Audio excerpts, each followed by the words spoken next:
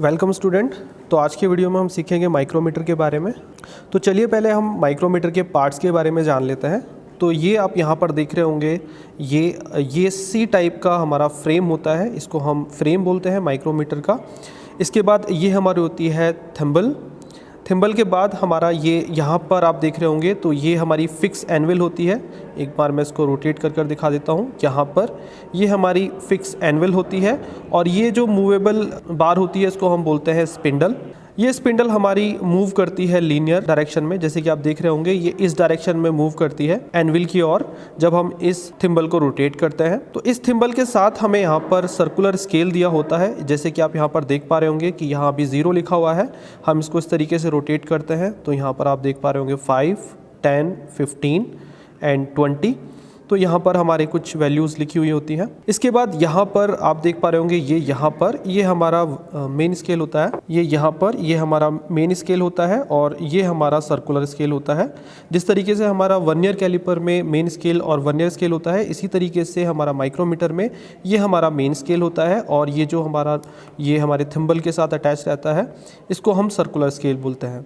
Circular scale इसलिए बोलते हैं क्योंकि हम इस स्केल को रोटेट करते हैं। और ये जो हमारा माइक्रोमीटर है ये हमारा नट एंड स्क्रू मैकेनिज्म पर बेस्ड होता है। तो जिस भी ऑब्जेक्ट की हमें मेजरमेंट लेनी होती है उस ऑब्जेक्ट को हम इन दोनों एनविल के बीच में रखते हैं और उसके बाद फिर यहाँ से रोटेट कर टाइट कर देते हैं और उसके बाद फिर हम यहाँ से मेजरमेंट लेना शुरू कर देते हैं। तो यहाँ मेन स्केल रीडिंग और उसके बाद फिर सर्कुलर स्केल रीडिंग। तो चलिए मैं यहाँ पर एक डेमो दे देता हूँ कि किस तरीके से मेजरमेंट लेनी है। लेकिन मेजरमेंट लेने से पहले हम चलिए इसकी लीस्ट काउंट पहले कैलकुलेट कर लेते हैं। वैसे तो जब आप इक्विपमेंट को परचेस करते हो तो लीस्ट काउंट उस पर लिखी हुई दिख जाती है, जैसे कि आप यहाँ देख पा रहे होंगे।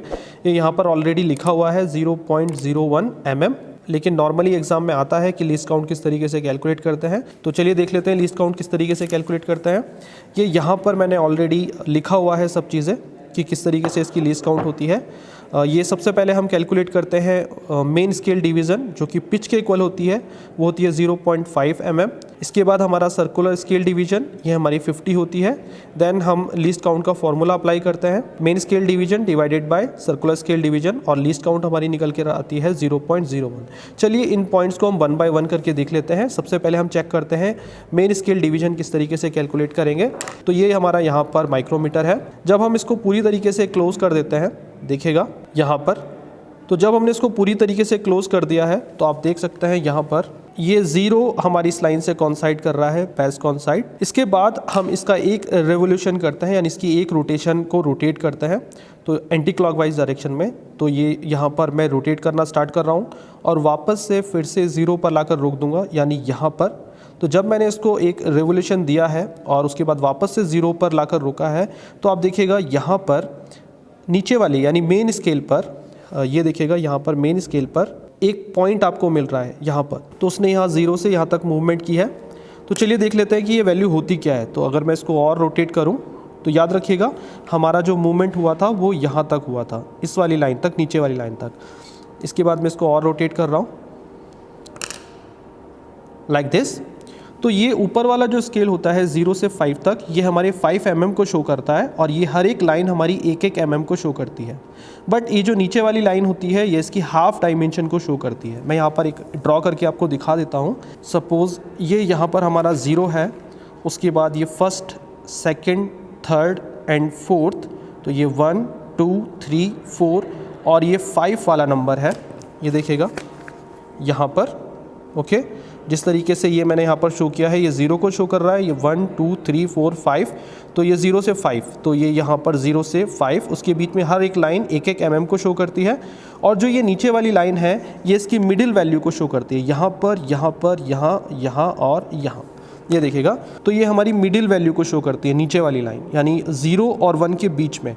तो ये हमारे आधे mm को शो करता है, यानी हाफ mm को। तो अगर देखा जाए तो ये हमारा 0.5 के इक्वल होगा, यानी एक जो लाइन है वो 0.5 के इक्वल होगी। उसके बाद 1, फिर 1.5, देन 2, 2.5। तो ये आपको क्लियर हो गया होगा कि नीचे वाली लाइन हमारी 0.5 को रिप्रेजेंट करती है। जब हमने यहाँ पर एक रेवोल्यूशन को रोटेट किया था तो ये हमारी नीचे वाली एक लाइन पर जाकर रुका था, यहाँ पर नीचे वाली एक लाइन पर जाकर रुका था, जो कि हमारी 0.5 को रिप्रेजेंट करती है। ओके, तो ये 0.5 को रिप्रेजेंट करती है। इसलिए हमने यहाँ पर इसको रिप्रेजेंट किया 0.5, यानी मेन स्केल डिवीजन जो पिच के इक्वल होता है। पिच हम इसलिए बोलते हैं क्योंकि हम एक रेवोल्यूशन इसको रोटेट करते हैं, तब हमें 0.5 mm मिलता है मेन स्केल डिवीजन का। और जो वर्नियर स्केल डिवीजन है वो आप नॉर्मली डायरेक्टली यहीं से देख सकते हो। ये हमारा 0 है, ये हमारा 5, देन 10, 15, 20। तो अगर मैं इसको पूरा रोटेट कर दूं तो यहाँ तक 45 और देन नेक्स्ट हमारा 50। तो ये हमारे 50 डिवीज़न यहाँ पर शो होते हैं। तो हमारे जो सर्कुलर स्केल के डिवीज़न है वो 50 के इक्वल है। तो इसलिए हमारा जो मेन स्केल डिवीज़न आया वो है 0.5 और सर्कुलर स्केल डिवीज़न हमारा 50 है। तो लीस्ट काउंट हमारी निकल कर आती है 0.01। इसके बाद जब आपको रीडिंग कैलकुलेट करनी होगी तो जिस तरीके से हमने वर्नियर कैलिपर में मेजर किया था उसी तरीके से इसका भी फॉर्मूला होता है। तो टोटल रीडिंग हमारी निकल कर आती है main scale reading plus circular scale reading into least count. तो चलिए एक डेमो के साथ यहाँ पर चेक कर लेते हैं कि किस तरीके से मेजरमेंट करनी है। तो ये हमारा माइक्रोमीटर है और उसके बाद सपोज़ ये मेरा कोई ऑब्जेक्ट है जिसकी मुझे मेज़रमेंट कैलकुलेट करनी है, यानी थिकनेस कैलकुलेट करनी है।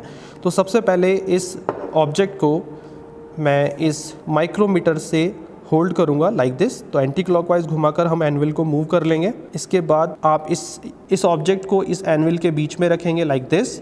इसके बाद आपको थोड़ा सा रोटेट करना है। जब ये मूवेबल जो स्पिंडल है, ये जो स्पिंडल है ये इसको टच करने वाली होती है, उससे पहले ही आप इस रेचेट जो बटन होता है इसकी हेल्प से इसको रोटेट करेंगे लाइक दिस। तो ये देखिएगा आप इसको रोटेट कर रहे हैं और एक टाइम ऐसा आएगा कि ये स्पिंडल इसको टच कर जाएगी ऑब्जेक्ट को। उसके बाद फिर आप फर्दर रोटेट करोगे तो आपको एक कट की आवाज़ आएगी। ये देखिएगा ये कट की आवाज़ आई है। अगर आप फर्दर इसको फिर से रोटेट करोगे तो भी ये कट की आवाज़ आएगी और ये स्पिंडल मूव नहीं करेगा। उस टाइम आपको रुक जाना है और ये यहाँ पर हमारा लॉक स्क्रू होता है। इस लॉक स्क्रू को आपको उसको इस तरीके से रोटेट कर देना है लाइक दिस। ये स्क्रू रोटेट करने से ये फ़ायदा होता है कि अब ये थिम्बल रोटेट नहीं करेगा और ये रीडिंग डायरेक्टली आप यहाँ से नोट कर पाओगे। तो देखिएगा इसके बाद आपको जो चीज़ें नोट करनी है वो ये है। मैं थोड़ा जूम करके दिखा देता हूँ। यहाँ पर देखिएगा ये हमारी रीडिंग जो निकल कर आई है ये है 5 के बाद जो आगे जो वैल्यू हमें मिल रही है वो 5 से एक पॉइंट आगे मिल रही है यहाँ पर। तो ये हमारा 6 हो जाएगा क्योंकि हर एक लाइन 1 mm को रिप्रेजेंट करती है। ऊपर वाली लाइन, ये जो मेन स्केल की जो ऊपर वाली लाइन है, तो ये हमारा 6 हो जाएगा। तो चलिए यहाँ पर हम लिख देते हैं मेन स्केल की रीडिंग। तो यहाँ मेन स्केल रीडिंग पर हम लिख देते हैं इक्वल टू के बाद, तो यहाँ पर हम लिख देते हैं 6। तो यहाँ हमने 6 लिख दिया है। इसके बाद ये प्लस का निशान लगाएंगे और ब्रैकेट के अंदर अब सर्कुलर स्केल की रीडिंग हमें यहाँ पर देखनी है। देखिएगा सर्कुलर स्केल की रीडिंग आप इस तरीके से देखेंगे। ये जो मेन स्केल पर आप यहाँ पर लाइन देख रहे होंगे, ये लाइन इस सर्कुलर स्केल से जहाँ बेस्ट कोइंसाइड कर रही होगी वो वैल्यू को हम यहाँ पर नोट करते हैं। तो देखिएगा यहाँ पर ये हमारी, तो ये 20 से हमारी एक लाइन पहले वाली बेस्ट कोइंसाइड कर रही है। तो ये हमारी एक, तो यहाँ तक हमारा 15 हो जाएगा, 16, 17, 18 एंड देन 19। तो सर्कुलर स्केल पर हमें जो रीडिंग मिली है वो मिली है 19। तो हम यहाँ पर 19 लिख देंगे इनटू 0.01 ब्रैकेट क्लोज। इसके बाद जब आप इस वैल्यू को सॉल्व करोगे तो आपको टोटल रीडिंग मिल जाएगी, यानी इस ऑब्जेक्ट की थिकनेस आपको मिल जाएगी कि ये ऑब्जेक्ट कितनी थिकनेस का है, यानी इसकी ये जो थिकनेस है ये कितनी है। तो ये था एक क्विक डेमो कि किस तरीके से हम माइक्रोमीटर से मेज़रमेंट लेते हैं और किस तरीके से उस रीडिंग को रीड करते हैं। चलिए एक और डेमो देख लेते हैं। इसके बाद सपोज़ मेरे पास ये कोई एक ऑब्जेक्ट है और इसको मैं वापस से लॉक स्क्रू को अनलॉक कर देता हूँ और इसको एनविल को थोड़ा टाइट कर लेते हैं क्योंकि ये जो ऑब्जेक्ट हमें मेज़र करना है ये थोड़ा सा पतला है लाइक दिस। तो यहाँ पर मैंने इस ऑब्जेक्ट को यहाँ पर होल्ड कर लिया है। यहाँ पर आप इसको होल्ड करेंगे और इस तरीके से इसको रोटेट करेंगे लाइक दिस। ये देखिएगा ये मैंने होल्ड कर लिया है। होल्ड करने के बाद अब मैं इसको रोटेट कर रहा हूँ लाइक दिस। तो ये मैंने रोटेट किया तो ये मेरी वैल्यूज़ आ गई है। अब आप यहाँ पर देख सकते हो कि ये जो लाइन है ये हमारी 1 से ज़्यादा है और नीचे वाली लाइन भी आपको विजिबल हो रही है, जो नीचे वाली लाइन है, यानी कि यहाँ पर मैं आपको थोड़ा जूम करके दिखा देता हूँ।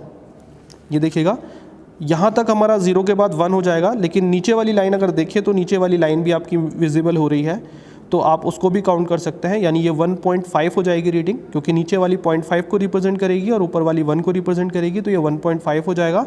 तो मेन स्केल की रीडिंग हमारी 1.5 हो जाएगी।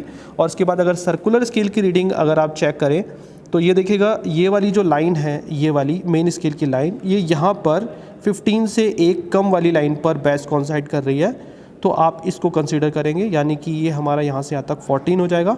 तो मेन स्केल की रीडिंग हो जाएगी हमारी 1.5 और सर्कुलर स्केल की जो रीडिंग है वो हमारी 14 हो जाएगी।